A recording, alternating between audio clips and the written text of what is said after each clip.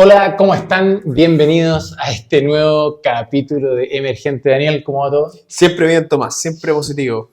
Oye, tenemos un capítulo que a mí me gusta porque es un tema que, no sé si la palabra es tan tecnológico, pero muy de nuestros tiempos.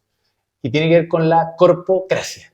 ¿Qué es la corpocracia, Tomás? No tengo idea, pero vamos a hablar de eso y lo vamos a descubrir. Vamos a averiguar entonces. No, hablando en serio, tiene que ver corpo de corporación o de empresa, ¿cierto? Cracia de poder. Tipo de gobierno. Tipo de gobierno, Sí. ¿cierto? Entonces tiene que ver con que cuando se hablaba de la plutocracia o de la oligarquía o de diferentes como deformaciones de gobierno que no son la democracia, el punto tiene que ver con que hoy día mucha gente habla de cómo las sociedades anónimas tienen muchísimo poder y de facto Las gobiernan, corporaciones en general. ¿cierto? Pero vamos con las noticias primero. Bueno, vamos con la noticia, vamos con Convergente.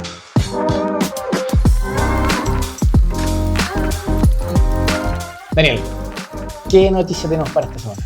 Yo tengo acá una noticia que la encontré bien interesante. ¿Ya? Tiene que ver con una publicación que hicieron investigadores chinos de cómo utilizaron inteligencia artificial para diseñar un chip. ¿Ya? Para diseñar para ser más específico, una CPU. Y lo interesante de esto es que ellos muestran que el proceso de diseño, que es una de las partes más complejas de los chips, se hizo completamente utilizando una inteligencia artificial. Entonces vemos cómo las tecnologías empiezan a potenciar una a otra. Vemos que la inteligencia artificial requiere chips para funcionar, pero vemos también que esta misma herramienta se puede utilizar para diseñar. Se retroalimenta. Se retroalimenta. Lo hablábamos la otra vez de que uno de los modelos había usado otro modelo para autoentrenarse. Ahora estamos pensando de que justamente las máquinas se autodiseñan. Exactamente, y esto es lo que siempre hablamos, de que como las tecnologías se van retroalimentando, el ritmo de cambio va siendo cada vez más rápido y uno de los conceptos importantes que tratamos acá en Emergente. Claro, lo interesante es cómo ya hay una aplicación muy concreta, tan industrial, que no es solamente con un chatbot. Sí, exactamente, que está pasando como a cómo cambia el mundo real, sí, genial. A partir de la inteligencia artificial. Oye, y esta noticia, la que tengo para esta semana, es básicamente una continuación de lo que veníamos hablando, porque durante los últimos días Apple llegó a romper la marca de los 3 trillones de dólares, o trillions. 1 millón de millones de dólares, sí. Que no es menor. Es decir, es una cantidad de plata brutal que, para que se hagan una idea, solamente 6 países en el mundo tienen un PIB más grande que eso. Sí. O sea, claro, Apple por sí mismo podríamos decir que vale más, en realidad es una comparación injusta, porque es flujo con stock. Pero como referencia, claro, el GDP, el Producto Bruto, solamente 6 países más grande que esta cifra. Entonces, estaba revisando el GDP global de la Tierra entera, es como 100 trillones. Entonces, el valor de una sola empresa... es un tercio. Un 3%. Así que no, es impresionante. Es que, y ojo, y si lo pensáis, no hace mucho había sido noticia que había sido también la primera empresa en llegar a 1 trillón. Eso también es bien loco, como no hace mucho... la velocidad a la que va creciendo... Exactamente. Sí.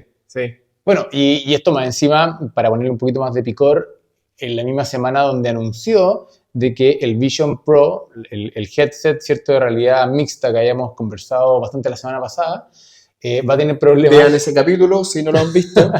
Va a tener problemas de producción el próximo año, en el sentido de que va a estar corto en temas logísticos, tiene una serie de problemas con sus proveedores. Aún así, robusto el proyecto, sigue creciendo y no amaina. Sí, pero eso es interesante como China y Estados Unidos se tratan de contener, compiten, pero dependen tanto uno del otro. Sí. Es un elemento que, bueno, es la clásica teoría, que no sé de quién es, de que en el fondo, o si tiene un dueño, de que en el fondo los países, en la medida que comercian, no se pueden ir a guerra. Y esa fue una de las grandes tesis cuando se empezó a empujar mucho la globalización, que hay que entender, ojo, la globalización en términos de un comercio libre a finales del siglo XIX era muy importante. Es decir, los países, por decirlo así, se cerraron a principios del siglo XX, pero antes esa teoría ya se había practicado porque justamente Europa decía, en la medida que comerciamos mucho, no tenemos incentivos para irnos a guerra. Immanuel Kant ya hablaba en su época de que la receta para la futura paz mundial era incrementar el comercio.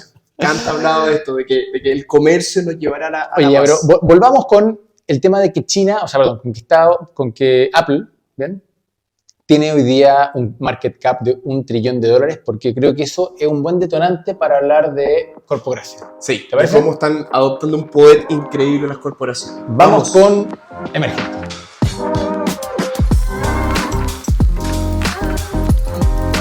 Daniel, pongamos el tema y vamos explicándolo lento y preciso, cosa que todos estemos bien claros y que no nos pase que de repente, y gracias por el feedback que nos han dado, nos vamos muy rápido en los temas y no explicamos muchas veces bien el grounding, los cimientos, la base con la que después podemos discutir bien. Exacto. Entonces, hablemos de corpocracia.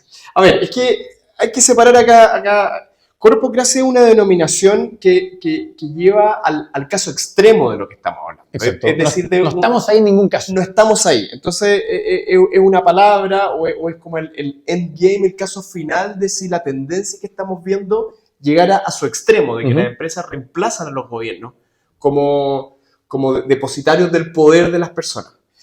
Lo que estamos viendo, la tendencia, es un acuciado crecimiento en el poder de las corporaciones. Pero antes de llegar a eso de fondo, creo que también, y esto voy a rescatar algo que Daniel me dijo en la semana mientras estábamos preparando la pauta, que me pareció muy interesante, era cuando entendemos el poder, cómo se reparte, por decirlo así, en los últimos 100 años hemos visto como un patrón muy claro que hoy día está empezando a estar en tela de juicio. Y este patrón tenía que ver con una hegemonía militar, en el caso de Estados Unidos, y previa a Estados Unidos era, por decirlo así, el antagonismo entre Rusia y Estados Unidos, la Unión Soviética, ¿bien? Pero que era principalmente militar y que ese poder militar terminaba, ¿cuál es la palabra?, decantando en un poder económico y un modelo económico que terminaba siendo a su vez un poder político. ¿Bien? Sí, sí. Y tú, justamente, y te voy a dejar que tú me lo expliques porque Daniel me lo contó durante la semana, hoy día eso está como cambiando y uno tiene, por decirlo así, las cartas arriba de la mesa que te dan a entender de que esto perfectamente podríamos dejar de leerlo así. Sí, y acá parecería que nos vamos a desviar, pero efectivamente vamos a llegar al punto.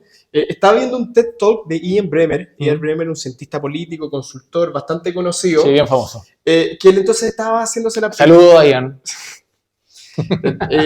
La pregunta de hacia dónde vamos, que la típica, ¿vamos a un mundo multipolar o no?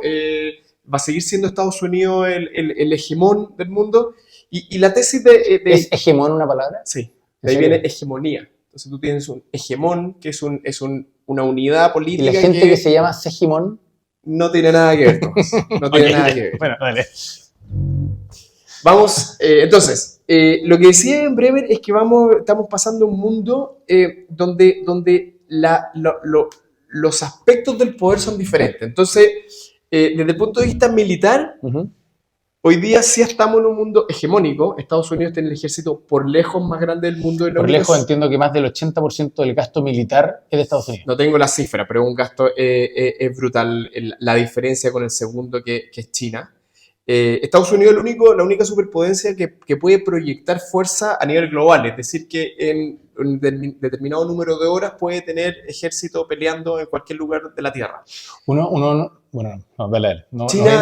China tiene mucho, está creciendo mucho, pero a lo que aspira el ejército chino es tener control del mar de China. Claro. Es regional, es una superpotencia regional. Estados Unidos es la única superpotencia militar a nivel global. Y que en el fondo durante la segunda mitad del siglo XX se dedicó a hacer este llamado policía del mundo. Es decir, cuando alguien se portaba mal, aparecían 2 portaaviones, que nadie más podía disponer de 2 portaaviones en cualquier lugar del mundo, porque un portaaviones uno tal vez no lo concibe, pero va rodeado de una flota de otros aviones, de otros barcos que lo van protegiendo. Entonces, no es simplemente ir y decir, mando un portaaviones. No, es mando 20 barcos.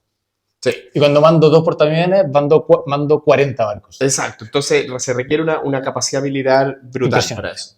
Ahora, lo que dice Ian Bremmer es que lo que estamos viviendo ahora es que se están desacoplando los órdenes. Es decir, tenemos un orden de seguridad que es global, donde hay un solo gran actor, pero se está desacoplando con el orden económico. Y en el aspecto económico, en el plano económico, lo que estamos viendo es que vamos hacia un mundo multipolar. Vamos a un mundo donde hay China, por ejemplo, en Producto Interno Bruto, ya superó a Estados Unidos si lo mides por paridad de poder de compra. Sí, hace un par de años. India está creciendo a una velocidad gigantesca, la Unión Europea tiene un tamaño muy grande, entonces lo más probable es que podemos discutir exactamente cuántos polos, pero 3, 4 polos muy, muy importantes. Más allá de que algunos pueden estar más alineados, más aliados. Correcto. Correcto. por una década o lo que sea. Pero entonces en el plano económico vamos a un mundo multipolar. Y después lo interesante que habla Bremer es que hay un tercer plano, que es el mundo, el orden digital. Es decir, estamos hablando de un plano bélico, militar, otro sí. plano económico ¿Sí? y después otro plano digital. Correcto. Que ojo, que a mí como que me está faltando el plano político. Él lo vincula más al militar, pero no lo nombra como un plano en sí mismo. Pero yo también pensé lo mismo. ¿Y dónde está lo político? Él dice, mira, acá los fundamentales son tres. Okay, ya. Militar, económico Okay, y ¿y el digital. plano digital? Y en el plano digital, lo que explica Bremer es que quienes tienen el poder ahí no son gobiernos, Exacto. sino que son Y corporaciones. ahí nos lleva el tema de la corpocracia. Y ahí nos lleva el tema de la corpocracia. Y él lo que dice es que este plano, de manera más sutil o menos obvia que los otros dos, Exacto. tiene mucho poder sobre la vida de los individuos, sobre cómo nuestra vida diaria y un poco su preocupación es que de manera un poco oculta, estas corporaciones tienen un tremendo poder y están, digamos, debatiendo, repartiéndose este poder que por ahora es multipolar, en el sentido de que tenemos varias big techs Claro. que compiten en este orden y Mira, que podrían empezar a desplazar a otros niveles, hacer que el orden digital sea incluso más relevante que el económico o algún día eventualmente que el militar. antes de irme de lleno al tema Big Tech, creo que también es interesante cómo este cambio de mano, o este cambio, si lo queremos así, de estrategia que ha tenido China, porque la receta que había tomado Estados Unidos había sido, con tu poder militar, eras capaz de imponer ciertos órdenes económicos. Exacto. Y dado que tenías ese orden económico, eras capaz de imponer ciertos órdenes políticos. Sí. Y por lo tanto, la gran batalla de Estados Unidos durante el siglo XX fue establecer la democracia liberal como el sistema de gobierno, que más allá de todas las virtudes que nosotros podemos reconocer en la democracia liberal, podemos cuestionar los medios bajo los cuales se impuso.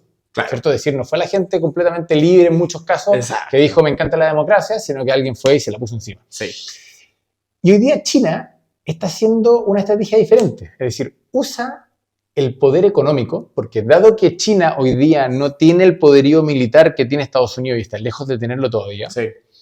paréntesis, el poderío militar no solamente se compra, no es un tema de construir aviones y portaaviones, porque justamente un portaavión, para echarlo a andar, uno necesita de más de una década de poder entrenar una tripulación de 4.000 personas, la tecnología, la ingeniería, el entrenamiento, los aviones. O sea, de nuevo, China con toda la plata que tiene, siendo la economía más grande del mundo, en paridad del poder de compra, no puede ir y comprar el ejército más grande. Eso es claro, súper interesante y eso explica un poco por qué están separados, Exacto, por qué pueden separarse. Entonces, y dado que se genera ese desacople, China sí tiene la plata. Y lo que es más fácil de comprar son países, entre comillas. Sí. Entonces va con un maletín con billete y empieza a comprar minas, puertos, carreteras, lo que sea, en África, en Asia Central, en Latinoamérica y también en Europa. Es decir, o uno se lo olvida, pero Volvo hoy día es chino.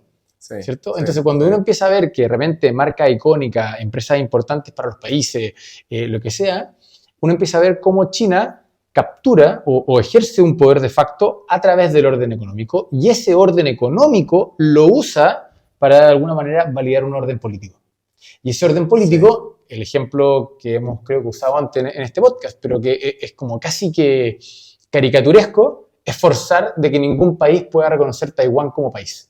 Por ejemplo, sí. Entonces, por ejemplo, todo el mundo, o casi todo el mundo, no reconoce a Taiwán como país porque sabe que el día que haga eso se mete en un problema con China. Y literalmente China ha comprado ese desreconocimiento. Fue el caso, creo que de Nicaragua y Costa Rica hace un par de años atrás, que la compra no estaba escrito tal vez, pero eran 2 puentes y un puerto. Sí. Entonces, claro. Y también uno lo empieza a ver en los votos en las Naciones Unidas. Claro. Que curiosamente muchos países pequeños ahora están alineados en lo que sea que China vote. Porque hay una cantidad de inversión extranjera directa en esos países brutal. Y al mismo tiempo, muchas facilidades, y que hizo noticias un par de meses atrás, como China construyó un puerto brutal en Sri Lanka, ¿bien? Y cuando Sri Lanka no lo pudo pagar, China dijo, no hay ningún problema. La cláusula número 83 dice que si usted no me puede pagar, me tiene que dar una concesión de soberanía por, no sé, 100 años. Algo como lo que hizo China al revés con Hong Kong. Entonces, ahora mágicamente China es soberano por arriendo de 100 años, 200, no tengo idea cuánto, de un pedazo de Sri Lanka. Claro. Entonces, no hay mejor negocio. Claro. Literalmente te vais comprando tierra por el mundo con poder económico. Bueno, pero eso al mismo tiempo valida un modelo mucho más autócrata. Y ahí es cuando uno ve los coqueteos, por ejemplo, de Latinoamérica, donde uno ve Venezuela, Brasil, Argentina, que justamente porque China les pone mucha plata arriba de la mesa, Sí, y que empiezan a validar sus acciones más autocráticas, más en contra de la democracia, más en contra de la libertad de expresión, más en contra de una serie de órdenes más participativos que estamos acostumbrados en Occidente. sí. ¿Bien? Ahora, lo interesante acá es que hay un espacio de poder, o de entendiendo poder como la capacidad de hacer que las personas hagan lo que tú quieres, que está quedando fuera del círculo político, Exacto. de la esfera política. Y ahí viene justamente el mundo digital. Y ahí viene el mundo digital. Y ahí entramos de lleno al tema de corpocracia. Exacto. Y yo déjame darte un dato, porque creo que es bien interesante. Hoy día, las Big Tech, es decir, en el fondo Facebook o Meta, Apple, Microsoft, Alphabet y se me está yendo una. Bueno, la que sea que se me está yendo, pesan un 24% del Standard & Poor's. Que es una brutalidad. Y uno cuando ve el histórico, uno ve que, por ejemplo, a mediados de los 90, y por acá tenía el gráfico, era aproximadamente, ¿cuánto? Mira, te voy a decir, era un poquito más de un 10 el 2010. Y a mediados de los 90 también, era un poquito más de un 10. Entonces, uno entendía de que las principales grandes empresas, ok, tenían una cierta predominancia, pero no te arrastraban toda la bolsa, porque lo que finalmente se genera es una especie como de falsa bonanza, que Daniel me va a decir que no es falsa bonanza, porque hay un mundo tech, pero tiene que ver con que no es que toda la bolsa sube. De hecho, si uno agarra la bolsa gringa, lo que ha subido este año, y uno le quita todas esas acciones, no subió. Claro, o sea, lo que explica el crecimiento son las Big Tech. Entonces, Exacto. mirado como desde afuera lo que está creciendo, cuando uno dice la economía crece, Exactamente. lo que está ocurriendo en realidad es que estos monstruos están creciendo a costa de lo demás. No a costa de lo demás. No sé si a costa, ¿cierto? Pero el punto es que tienen un tremendo, un pseudo oligopolio. Es que la palabra, sí, es como un pseudo oligopolio porque tienen una cantidad de economía o sinergias de red. Al mismo tiempo tienen un mercado como súper cautivo. Una vez que uno entró en estos ecosistemas, cuesta salir, ¿cierto? Sí. Y tienen un poder brutal. Y a diferencia de lo que decía la teoría económica del capitalismo, ¿cierto? Lo que había dicho Adam Smith, de que de alguna manera uno no puede permitir que nadie tenga demasiado poder, y por eso existen todas las leyes que mantienen la competencia y previenen la colusión y el antitrust en inglés, pero acá no se puede hacer nada. Y lo que uno vio en los años 70 en Estados Unidos, de que compañías como AT&T fueron desmembradas porque justamente alguien que conectaba a todo Estados Unidos en términos de comunicación tenía demasiado poder, hoy día pasa lo mismo y no estamos haciendo nada. Sí, deberíamos hacer algo porque, o sea, uno podría preguntar, ¿es necesariamente más malo que las corporaciones adquieran poder? Yo creo que esa es una... Yo creo que sí, porque en el fondo tu capacidad de coerción, y puede ser que suena mal la palabra coerción, pero en el fondo los estados están para hacer cumplir la ley. Y en el fondo cuando tú te portas mal, yo voy y te mando a la policía y te empiezas a portar bien porque si no te meto preso y tienes que cumplir la ley. Pero el problema es que cuando tengo que hacer que Apple, Amazon o alguno de estos tipos tan enormes, comillas, se porten bien, ellos tienen mucho poder de vuelta para, comillas, discutirte. Partiendo por los abogados. Es decir, te metí en cualquier problema y te vaya a estar en una batalla legal donde probablemente ellos tienen más recursos disponibles que un Estado para meterse en algo. O sea, es que esa es la pregunta de fondo. Hay gente, y acá hay una pregunta filosófica. Yo no estoy adoptando una posición, sino que solo intento mirar y entender el so what de todo esto. Mucha gente dice, oye, no es bueno que los estados tengan mucho poder. Estoy de acuerdo. Se cumplen abusos, etc. Una posición más de derecha, si lo querías. Sí. O sea, hay un pequeño grupo de personas, una élite se quiere con poder. Y acá lo que estamos cambiando es otro pequeño grupo de personas poderosas. Con mucho poder. Con mucho poder. Y que el so what tiene un montón de implicancias, porque primero hay un tema, o sea, nombrémoslos primero, los diferentes como implicancias. Tenemos un tema justamente de que disputan el poder político de una u otra manera, ya sea por el tema del lobby. Por ejemplo, el año pasado las Big Tech gastaron casi $60 millones en lobby, que uno podría mirar el número y dice, no es mucha plata $60 millones, pero es un ejército de lobistas persiguiendo senadores. Sí. Bien, y que eso aumentó como un 30% versus el año anterior. No, y que el resto de los individuos, el resto de las empresas más pequeñas no lo tienen. Y no lo pueden Entonces, hacer. entonces se produce un desbalance ahí. Después está todo el tema de la privacidad. Es decir, todos estos tipos tienen un acceso a una cantidad de datos que nadie más tiene. Es decir, Google te conoce mejor que tu señora y ahora Apple va a conocer lo que estás mirando, lo que no estás mirando. Claro, y que los gobiernos no tenían esa capacidad, aunque quisieran, Sí. no tienen esa capacidad técnica. Después tenéis todo un tema de la capacidad de eludir impuestos. Es decir, un poco el clásico reclamo que hace Estados Unidos y que hacía Trump, diciéndole a las Big Tech, ustedes se ganan la plata en Estados Unidos, pero pagan los impuestos en Irlanda. ¿Bien? Sí. O en cualquier otro paraíso fiscal que puedan encontrar más o menos decente. Ya, pues, Daniel, entonces, ¿cuáles son las consecuencias de este mundo donde las Big Tech o cada vez corporaciones más grandes de uno u otro sector empiezan a tener esta injerencia o este poder tácito en la sociedad? Exacto, porque ahí la discusión una vez más es peor que tengan las Big Tech más poder que los gobiernos y hay cosas que pueden hacer diferentes. Primero, y lo que se habla mucho, es el tema de la privacidad y el manejo de datos.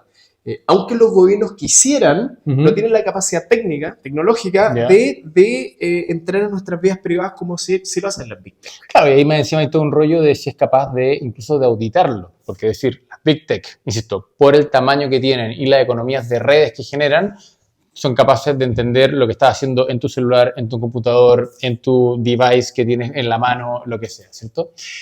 Y un estado u otra empresa, normalmente cuando es más pequeña, puede tener mucha data sobre ti, pero solamente tal vez de cómo manejas. Claro, solo estos monstruos pueden tener ese nivel de acceso a tu vida. Sí.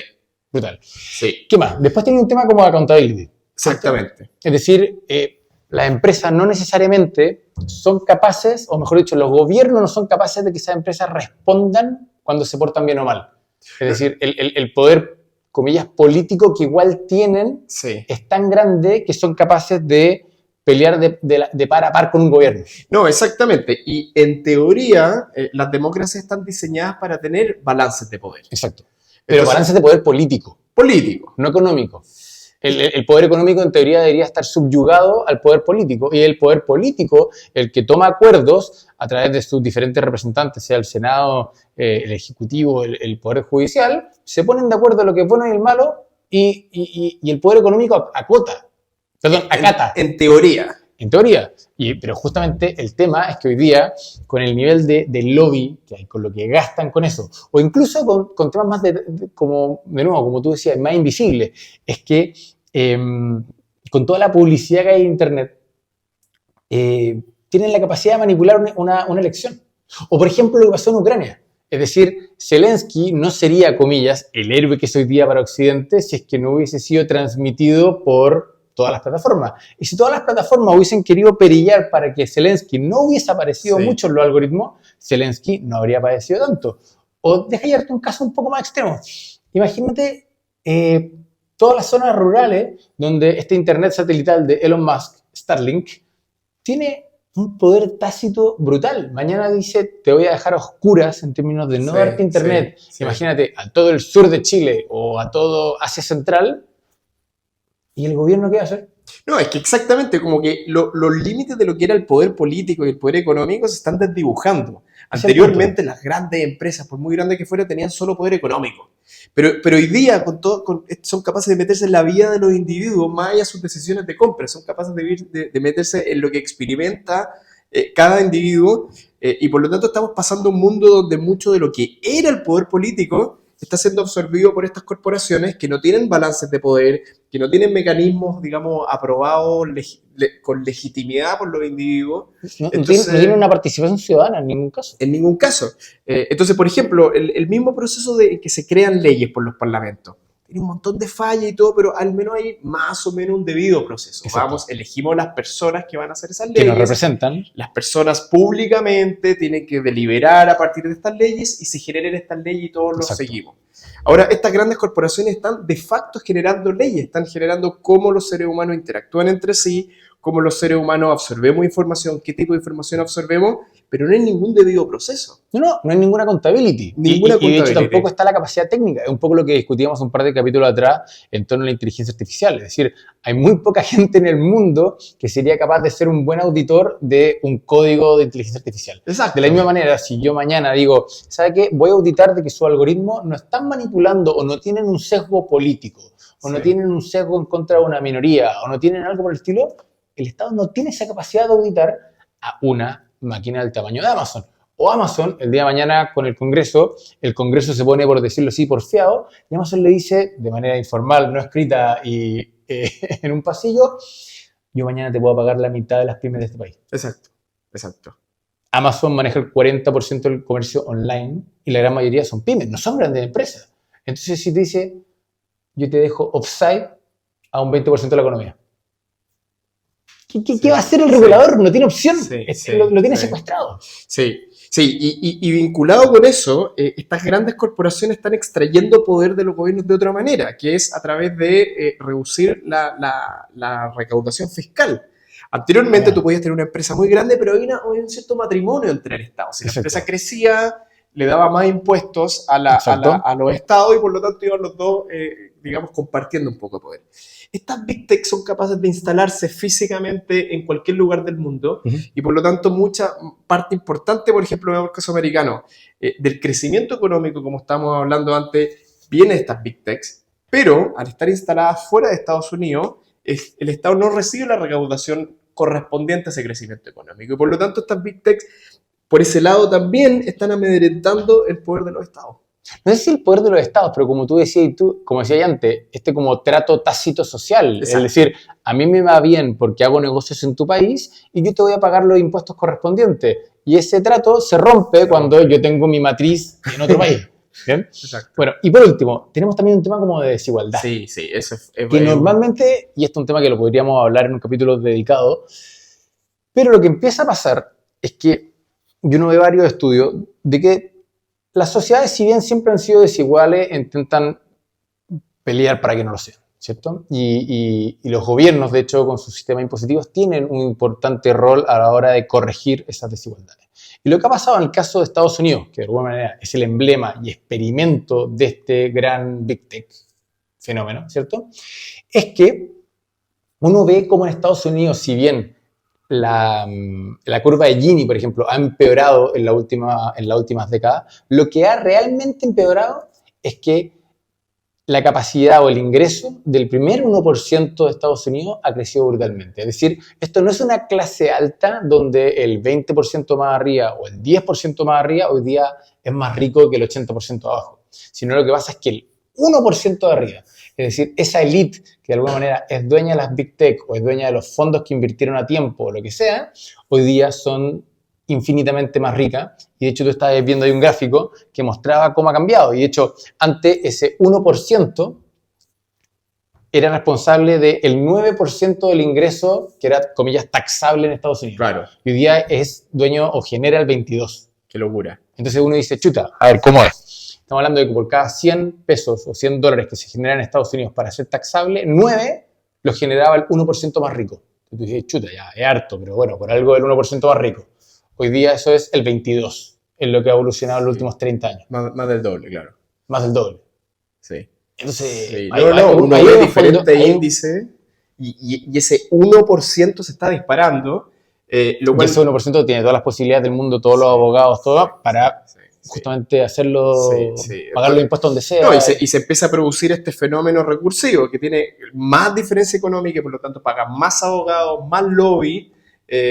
La cantidad de lobby que meten las Big Techs en los gobiernos es gigantesco, entonces se tienen más recursos. Y el lobby que está registrado, porque es el lobby formal. Uno entiende de que toda campaña, cuando quiere tener influencia sobre algo, hay un montón de canales informales que se operan. El punto es que, para ir cerrando la conversación, estamos viviendo hoy día en un mundo donde tenemos una serie de corporaciones que no tienen nada que ver con lo que nosotros tal vez podemos ver en nuestros países latinoamericanos, donde tal vez hay una minera muy grande o hay un banco muy grande y uno dice, ¡oh, chuta, que es grande! Sí, es grande, pero tiene su poder acotado y un poder estrictamente económico. Acá estamos hablando de corporaciones que empiezan a pesar un cuarto de la bolsa del país y que tienen una injerencia política brutal porque de alguna manera están metidos, están entrelazados, están escondidos en nuestras conversaciones de todos los días, nos tienen atrapados en los ecosistemas digitales que usamos. Sí. Y volviendo a la discusión que planteaba Daniel en un principio, cuando antes distinguíamos el poder económico del poder político o el poder militar, hoy día tenemos un poder digital que de alguna manera es invisible y estamos en las manos de estos tipos. Sí, sí. Entonces es peligroso, obviamente, cuando se concentra el poder en pocas manos, cuando se concentran diversos tipos de poder en pocas manos, cuando es un poder que es invisible además, porque el poder político al menos es visible, tú sabes quiénes detentan el poder. Exacto. Y ahí, acá no sabemos quiénes son los que realmente los que controlan este poder. Entonces, obviamente, y además no hay mecanismos hoy día cercanos para controlar este crecimiento de poder. Con esto, y aquí sí vamos terminando, ¿te parece, Daniel? Sí. Porque a todo esto, como hemos probado en el último tiempo, vamos a hacer un capítulo aparte con Divergente. Es decir, la pelada de cable, el irnos a pensar 10 años en el futuro, en 20 años, lo vamos a tratar en un capítulo separado. Para los fanáticos. Justamente porque todos ustedes nos han dado el feedback de que querían que tratáramos estos temas con un poco más de calma y profundidad. Entonces, para ir cerrando, acá hay un argumento que todavía no lo hemos puesto arriba de la mesa, es que una de las cosas que más se dice, como solapadamente y no en la portada del diario, es que todas las Big Tech dicen, nosotros somos, de alguna manera, un arma tácita contra China. Es decir, todo el poder que tiene concentrado en términos de capacidad computacional, en términos del espacio que usa en la web, en términos de la injerencia que tiene a través de dispositivos, lo que sea, Apple, Google, Meta, Amazon, Microsoft, le debiese ser útil a la batalla cultural y política que da Estados Unidos o que da Occidente frente a China. Y yo creo que al parecer más de un senador en Estados Unidos se lo piensa y dice, ups, puede ser que sea verdad. Sí, ahora, eso no quita el argumento que le está dando todo el poder que antes estaba en el Estado. En los ciudadanos. Ahora, en los ciudadanos ahora están diciendo, ok, estos nuevos poderosos están conmigo, pero son ellos los que tienen el poder. Claro. Y tienen poca accountability. Ese es el mayor problema, porque... Y el día de mañana que decían no hacerlo e irse a apoyar a India por lo que sea, porque India le ofrece mejores... O sea... lo van a hacer, digamos. Es el caso de Trump. Nosotros, hoy día, todos tenemos la versión oficial que en teoría Rusia, a través de un montón de bots y Cambridge Analytica y todo un esquema de defraudar, por decirlo así, a su audiencia a través de contarle fake news para que terminaran votando por Trump, fue una injerencia de un poder extranjero, Rusia, sí, en contra del pueblo norteamericano. Estados Unidos en favor de Trump. ¿Bien? Pero esa es la versión que tenemos. O sea, perfectamente podría haber sido Facebook, porque Facebook se dio cuenta que le convenía a Trump porque le iba a cobrar menos impuestos. O que le convenía al votante de Trump a cargo del país porque era un tipo que exigía menos regulaciones para las Big Tech. O porque la animadversión que tenía Trump en contra de las Big Tech es justamente lo que alimenta la base que las defiende. ¿Quién sabe? Sí. Pero sí, es muy peligroso. Es decir, los tipos están teniendo un poder político que no debiesen tener. Y una vez más, no sabemos quiénes son esas caras que están atrás de todo esto. No sabemos de qué países son, no sé sus lealtades. No. Realmente no sabemos dónde están. Exacto. Entonces es muy impredecible. El día de mañana podría ser... Y acá sí que cerramos. Esto solamente estamos describiendo hechos. No queremos entrar en la conspiranoia. No estamos diciendo de que, por decirlo así, Larry Page se junta con Zuckerberg los martes de la noche a decir el destino del mundo. No. Estamos simplemente diciendo que la mesa de directorio de Meta con la mesa de directorio de Amazon y un montón de otras compañías tienen demasiado poder, más que el deberían tener en una república. Y es un fenómeno que va creciendo y que hay que tener ojo y que es una tendencia que seguro va a determinar el futuro. Exacto. Queridos, nos estamos viendo, nos estamos escuchando y como siempre agradecemos mucho su feedback y que nos recomienden. Eso, que esté muy bien. Muchas gracias. Chao, chao.